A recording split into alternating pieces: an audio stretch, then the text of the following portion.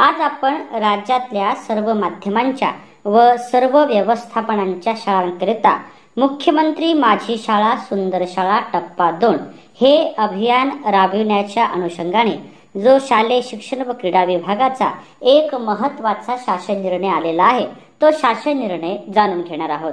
हा शासन निर्णय महानगरपालिकेच्या शाळा, नगरपालिकेच्या शाळा यासोबत नगर परिषद, जिल्हा परिषद आणि खाजगी शाळा अशा सर्वच शाळांसाठी अत्यंत महत्त्वाचा आहे।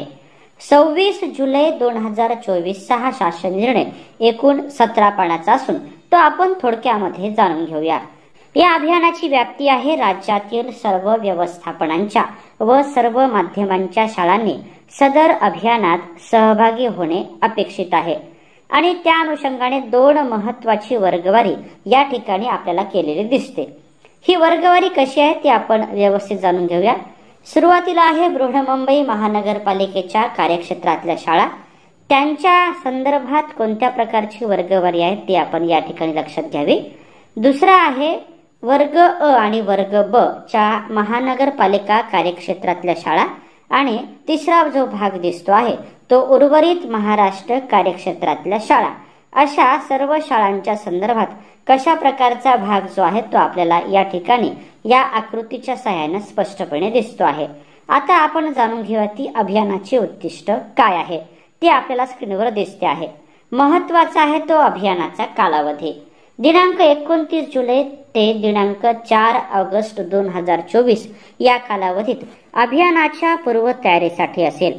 या कालावधीत अभियानाची माहिती राज्यातील सर्व शाळांमध्ये पोहोचेल याची दक्षता माननीय आयुक्त शिक्षण यांच्या मार्गदर्शनानुसार विभागाच्या अधिकाधिक क्षेत्रीय कार्यालयांनी घ्यावी। सर्व शाळांनी या अभियानात सहभागी होण्यासाठी नोंदणी करावी, याबाबत सर्वतोपरी प्रयत्न या कालावधीत करण्यात यावे। दिनांक 5 ऑगस्ट 2024 रोजी औपचारिक कार्यक्रमाद्वारे अभियानाची सुरुवात होईल व हे अभियान 1 महिना कालावधीसाठी असेल। दिनांक 4 सप्टेंबर 2024 रोजी अभियानाचा कालावधी पूर्ण होईल। दिनांक 5 सप्टेंबर 2024 ते 15 सप्टेंबर 2024 या कालावधीत मूल्यांकनाची प्रक्रिया पार पाडण्यात यावी। त्यानंतरच्या सुयोग्य दिनांकास या अभियानाचा राज्यस्तरीय पारितोषिक वितरण समारंभ संपन्न होईल। अभियानाचं स्वरूप कसं असेल ते लक्षात घ्या।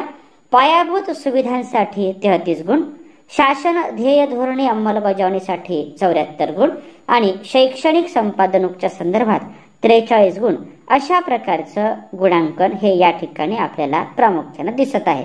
या 3 महत्त्वाच्या गुणांकनाचे उपमुद्दे काय आहे ते आपण स्क्रीनवर या ठिकाणी पाहू शकतात।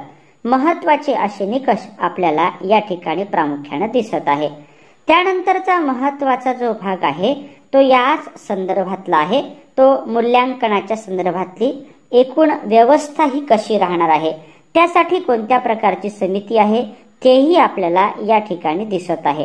आता आपण जाणून घेऊया की या मूल्यांकनाच्या नंतर कोणत्या प्रकारचे बक्षीस ही त्या शाळांना मिळणार आहे। तालुका स्तरासाठी, जिल्हा स्तरासाठी आणि विभाग स्तरासाठी आणि त्यानंतर राज्य स्तरासाठी बक्षिसाची रक्कम काय असेल ते आपण लक्षात घ्यायचं आहे। तालुका स्तरासाठी जे आहे ते पहिलं बक्षीस 3 लाख, दुसरं बक्षीस 2 लाख आणि तिसरं बक्षीस जे आहे ते असं 1 लाख। प्रत्येक वेगवेगळ्या क्षेत्रासाठी बक्षिसाची रक्कम लक्षात घ्यायची आहे। त्यानंतर जिल्हा स्तरावरचं बक्षिसाची रक्कम आहे पहिलं 11 लाख, दुसरं 5 लाख आणि तिसरं 3 लाख। विभाग स्तरासाठी 21 लाखाचं पहिलं बक्षीस तर राज्य स्तरासाठी पहिलं बक्षीस हे 51 लाखाचं आहे।